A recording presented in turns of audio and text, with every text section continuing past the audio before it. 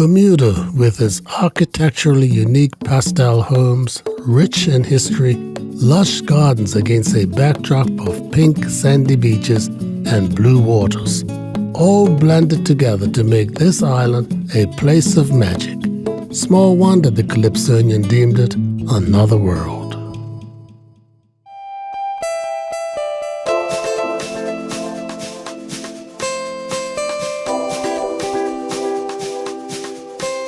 Inside Bermuda Homes, brought to you by Shell Point Orange, in association with Lily Bermuda and OBMI Bermuda.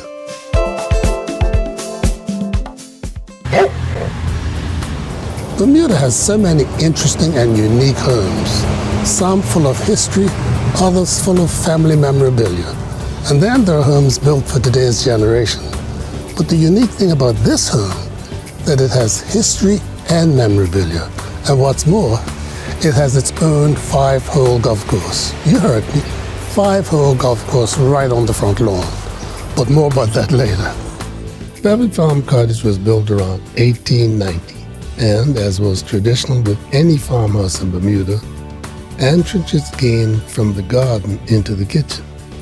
In keeping with that tradition, we move gingerly past Rover and go through the kitchen and directly to the living room. A lovely, cozy room, a museum of collectibles, where Jane Jackson gives us the grand tour. Here we have a lovely 3-masted tall ship. It has been with me for my entire life, and I think pretty well my father's entire life. He bought it in Nova Scotia when he was a child, and he brought it back, and it's been preserved forever. On either side, you'll find 2 carvings, one of a polar bear and one of an elephant. My husband did the polar bear, I did the elephant. We often laughed and said, well, the elephant didn't quite turn out like the polar bear. And then we have brass plaques down here. Mr. Harvey Jackson, that is my father-in-law. He was a surgeon in London, and there they do not like to be called doctor, but rather Mr. So it was always written Mr. Harvey Jackson. And you'll see here he was the Fellowship of the Royal College of Surgeons, the London Royal College of Physicians, and London Dental Surgeons. He was a dentist first. And on this side, we have a small brass license for dogs, which we used to do in Bermuda, and that was one we still had. This is for cows that was issued.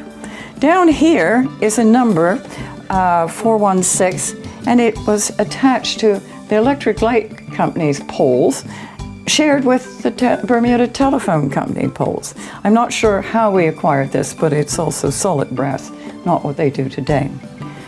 And here, underneath the brass plaques, we have a very old-fashioned safe. And it is operated by a key and the turning of the knob. It came from my father-in-law's flat in London. When we sold that, the new people buying it said, what are you going to do with the safe? And we thought, well, they might have liked to have it. And they said, no way, get it out of here. So it weighs 500 pounds, it cost us 500 pounds, and we shipped it out to Bermuda. And had a little space, it fitted beautifully in there, and we use it today. And here, in this little alcove, we have a lovely cedar desk. My husband constructed it. It is actually 2 planks of cedar, and we left the front part quite rough, as you would have found it off the tree when it was cut down. Underneath is a drawer of cedar, which he built. There's nothing supporting it underneath. It is wedged and bolted to the 2 walls, so I hope it stands up for several years yet. On the desk, you'll find this wing angel. It is actually off my father-in-law's Rolls Royce, which he had back in 1930. And my husband mounted it on this, and so we have a bit of the old car. At the side here, we have a lovely Bermuda cedar chair. My husband found it on a dump. It was in bad state, it had paint all over it, the back part was missing, and he restored it as you see it today. It's now a lovely Bermuda chair. Just above the cedar chair is a telephone. It's an old-fashioned telephone. You have to crank it and whatnot. We actually purchased that at an antique shop, but I did have some poor young house sitter coming here, a teenager who was going to take care of the cat, and she kept looking at it and saying, "Finally, is that the telephone? And if it is, you'll have to explain to me how it works." Of course, it doesn't work at all. Here we have a small coffee table.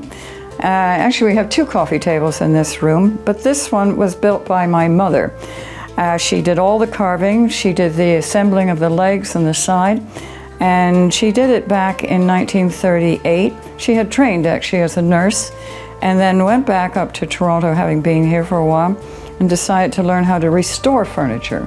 The gentleman up there said, "Look, you know a lot more about these things.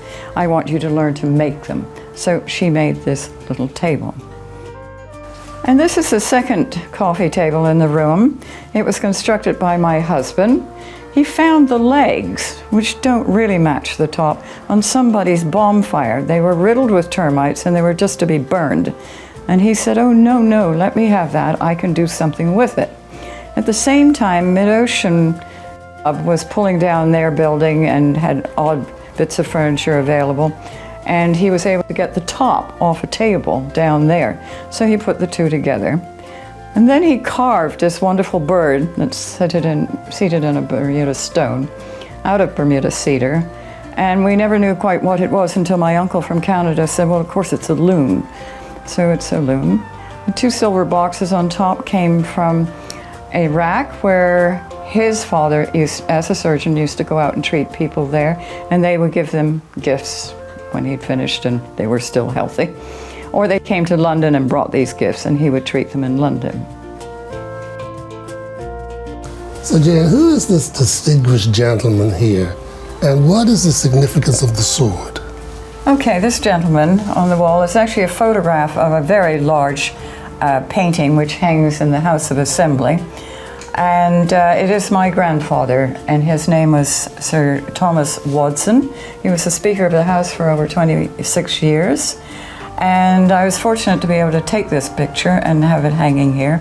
But if you notice, he was knighted, he is knighted as Sir Thomas Watson, and he's carrying a sword in the picture.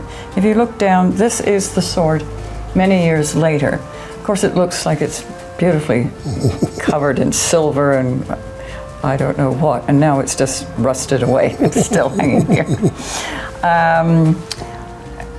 You can see this. Anybody can go up to the House of Assembly and see it. It's actually out in the gallery now with all the other paintings, the original.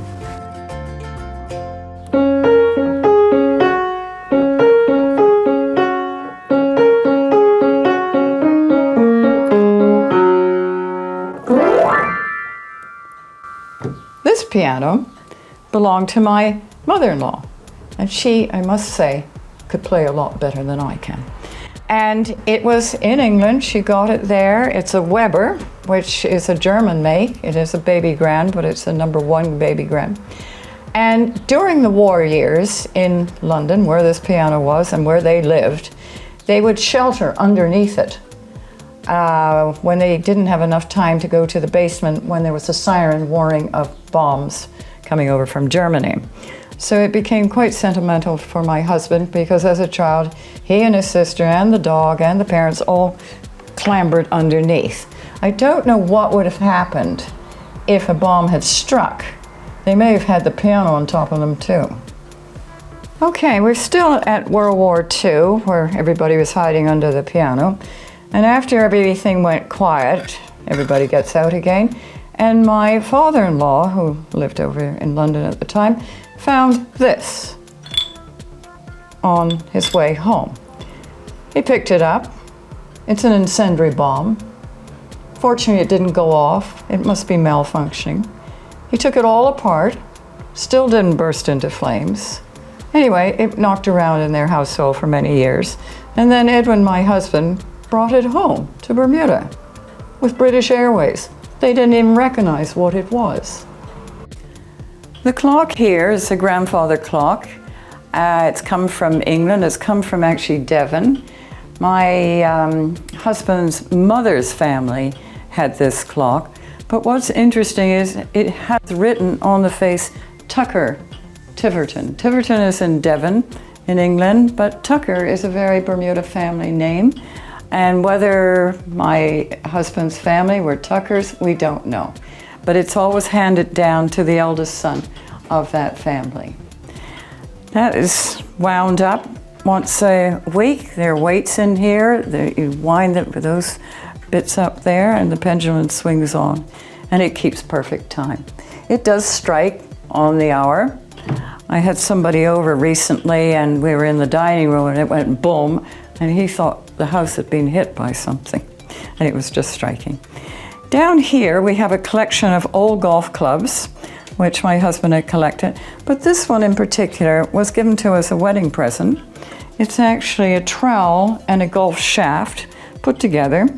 They knew Edwin liked to play golf and repair clubs. He also liked to mess with cement.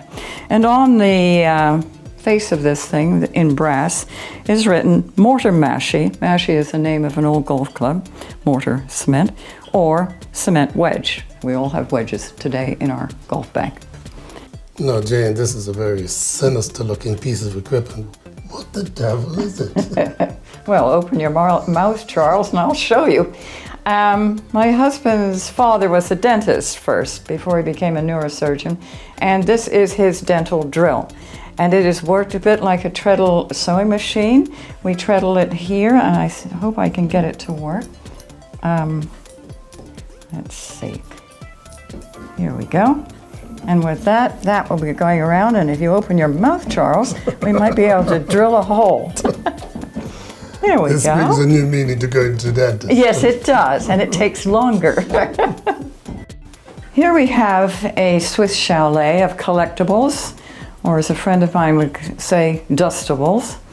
It's a collection of my childhood items, my father's childhood items, and my great Aunt Eliza's items. And they've all come down to me.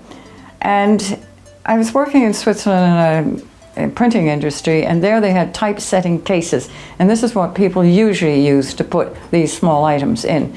But I decided to make my own house and have the right size for everything that had to go in it. So that's what I have today, and I get a lot of pleasure out of looking at it. Under the ceiling here, but hanging on the wall, is a shepherd's crook. It's a shepherd's crook from Northumberland, which is the northern part of England. And it's rather short. I don't know if the sheep up there have short legs or the shepherds have short legs. But it was given to us by my sister-in-law, my husband's sister. She lives up there. And the crook part at the end is actually a ram's horn. That's what they do in making shepherd's crooks. We had to travel on a train from there to Yorkshire standing up with this, and everybody was staring at us, wondering what we were doing and where our sheep were. But it just resides there now happily without any sheep. This living room has also got pictures, paintings from some local artists. Stephen Card, there are two of his paintings here, one by Pamela Darrell, which she painted for our wedding as a present, and also Diana Tetlow. This little desk came from my husband's family, also from England. And on top of it, we have two little brass items. The room is full of brass, but these are rather particular. This one came from his family, and it's a little bell. Now the other one is from my family, about the same size, but it's Sally Bassett. And it's also a bell, but I think a rather nicer sound.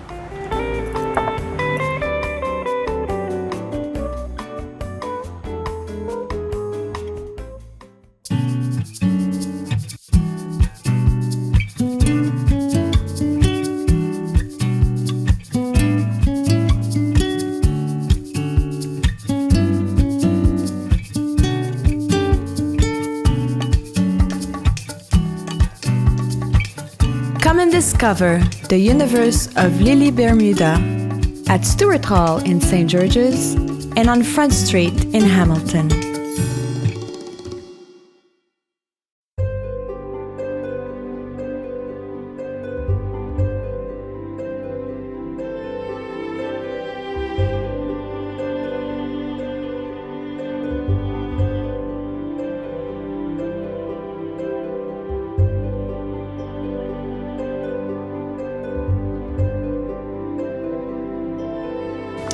We're in a small dining room surrounded by a large amount of memorabilia, including this magnificent table. Jane, tell me about the provenance of this. Well, this was another thing we found on the dump. It was somebody's private dump. It is actually a DN table. DN tables are the shape of a D. They can be put together to make it a circle, but most of them had another leaf in them, which then drops down. So you could actually have this table extend even further because each DN would have a leaf. Well, that just wouldn't fit in this room at all. So we settled with one plank in the middle, two semicircles on the outside. It's all bolted together underneath so it won't fall apart.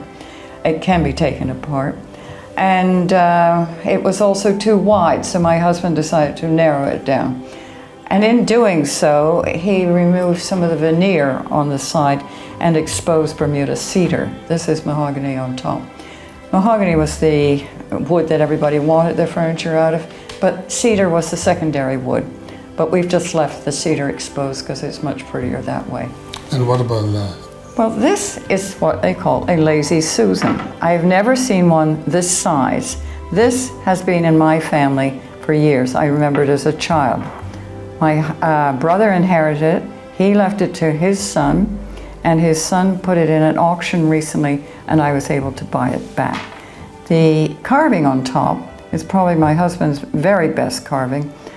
Two ducks together. It's carved out of cedar. It's the cedar root, in fact.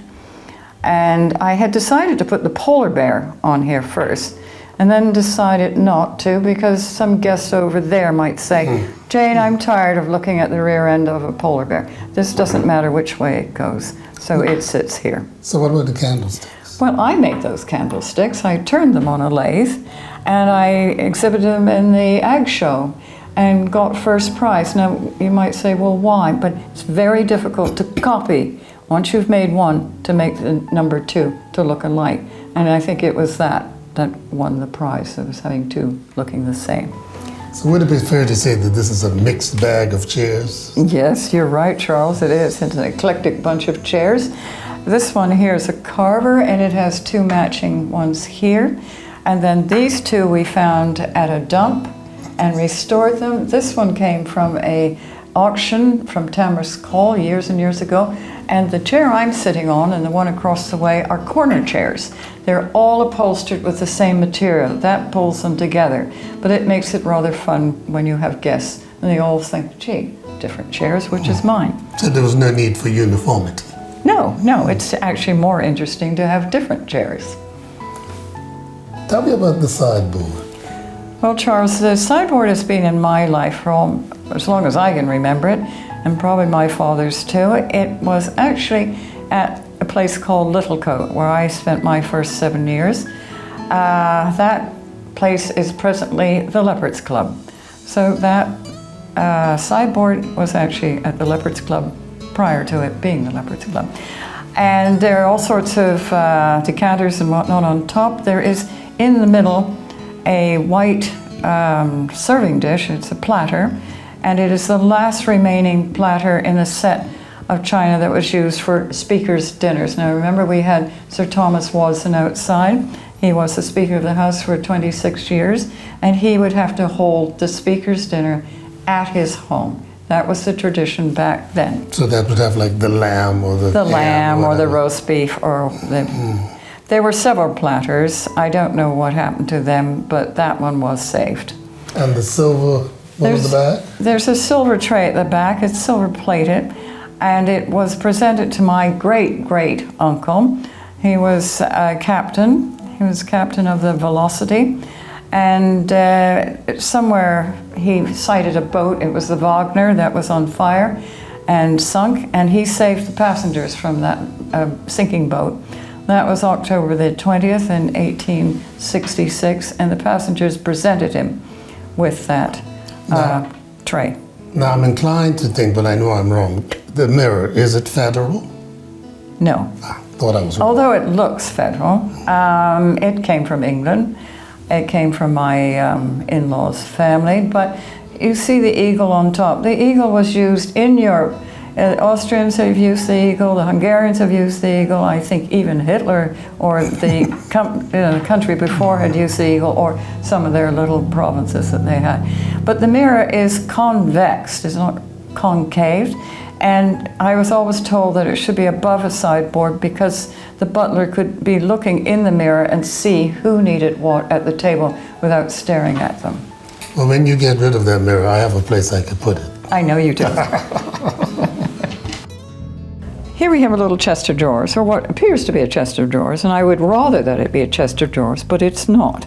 And if I do this, you will see it is a hidden commode. I think my grandmother used it.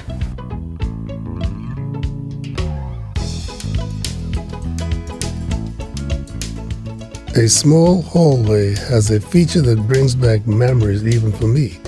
This painting of Fleet Street in London. I'm in the master bedroom, which features a variety of memorabilia and some treasures, starting with this magnificent four-poster bed. But I'm going to let Jane explain the rest to you. Yes, Charles, this is a lovely and magnificent four-poster bed. It's quite old, too. It belonged to my great Aunt Eliza. And it has come down to me through various members of the family, the last being one that was going to the States. The quilt was made by my grandmother on my mother's side, and it was a wedding present for her. And it used to be on another four-poster bed when I was a child. Here we have a chest. It's a secretaire, actually, and it's what the old sailors used to take on their voyages on these four-masted schooners. And this one actually has on the top James Watson. Now, he would be a great-great-grandfather of mine, and he was a pirate. And to show how these things work, I'm going to lift it over here and put it down on this little chest. And you'll see that it opens up into being something that you could easily write on. And it has all sorts of little compartments. And then in here, you have another compartment. That was part of his spyglass. This is usually, it doesn't work too well, a place that you kept secret things in behind. You could also use this little tool here, I don't think it'll work though, and press down and it would shoot out. And then you have more little drawers in behind here where you could keep your secret things. Now this is quite interesting too, it's sand. And when they used to use ink with a nib, they would then scatter this sand over the ink to dry it. We still have the sand, we don't have the ink, thank God. Anyway, that's that part. Let's take that out there. Put that back here. And this opens another secret drawer with all sorts of things in it. Bottles, little knives. This comes up. More things could be hidden down there. And then even further, more compartments. It was full of curiosities. I didn't know the man, but I'm sure he enjoyed having his chest. Here in this bedroom, we have two chests of drawers. This one belonged to my grandfather, Sir Thomas Watson, and we've spoken of him earlier. He was the Speaker of the House. And this chest over here belonged to Sir Reginald Conyers, who was later a Speaker of the House. So I have two chests of drawers belonging to previous Speakers of the House.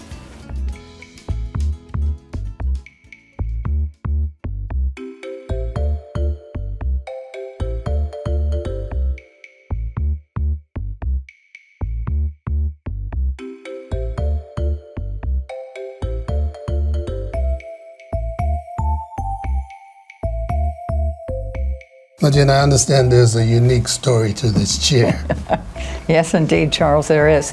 This chair was made by my mother. It was made during World War II here in Bermuda. She was able to build things like this and upholster them. And then it was always together with this other chair in my life.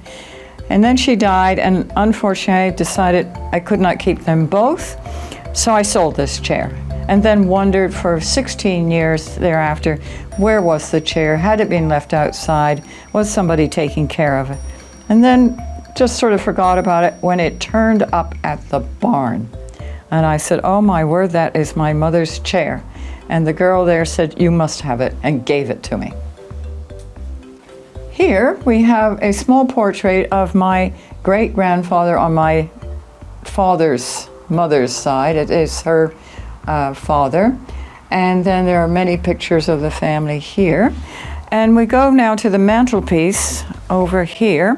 We have a portrait or a picture of a village in the south of Spain where I spent 3 months with my mother. It's called Almuñécar. It's vastly different today. The mantelpiece, my mother actually carved the front part of this, and we had it installed on this mantelpiece when this was being put in this house. This you might be interested in. It is a cartwheel from Canada. I found it in Switzerland. Don't ask why, but it's now in Bermuda and I love it. Over here, we have a grandfather clock. There were 6 of these brought to Bermuda. They always said that Wadsons had 2 of them. I have this one and another member of the family has the other one. It was given to my father and mother as a wedding present from the great Aunt Eliza, who also owned the 4-poster bed. Moving on, this is a lovely cedar gate leg table. Has nothing special of history about it, but it has been in the family for several years. Here we have a portrait of a Perrott. It is the postmaster Perrott. That is William Bennett Perrott. You rarely see this age of him. It's a much older picture that they have, but our family descends in every direction from the Perrotts, and that one landed in our family, and it has been kept so. Then we go to the sideboard, and on the middle of the sideboard there you'll see a trophy. It was from Riddles Bay. Riddles Bay, as you know, has gone into liquidation. I was able to buy that. Why would I want to buy that? Well, my husband made the plinth for it. It was played as a man-woman partnership thing and became known as the divorce special. For $10, I got it back from Riddles Bay. Now here we have a Bermuda map, an old Bermuda map, and it's done by Blau. There's a famous map maker at that time. And they were usually bound in books, and there's always a crease down the middle. And on the back is a write-up about the map and other things. So the thing has been framed with glass on the front and on the back, so one can read the back. Down below, you can see now this has glass both sides, and that is the deed of the property here, and it's dated January the 13th, 1836. My parents, or my grandparents rather, bought this property in 1874. There's another deed for that. Over here, which is rather interesting, is a picture of my mother. There's this lady here and her friends, and they've been playing golf at Riddles Bay. That is Riddles Bay in the olden days. It's actually 1953. Beside her is Ruth Burroughs, and beside her is Babs Smith, who was the winner. But you'll see Mother has got her prize, this tray, which is this tray, in fact, which I'm holding, and I just keep the two together. Then there's T.C. Smith, the tall gentleman presenting the prizes. Beside him is Frida Wardman Chappell. Beside her is Lady Clare, or Clare Dill, Lady Dill. And the others were Americans attending the tournament, and they are holding their various prizes too. Well, you have to admit you've seen a lot of treasures, but we're not through with you yet. Next week, you might want to join us when we take a tour of the Beverly Farm Golf and Country Club, complete with a scorecard. But right now, I'm here with Jay and Jackson at Beverly Farm Cottage for Inside Bermuda Homes. I'm Charles Webbe.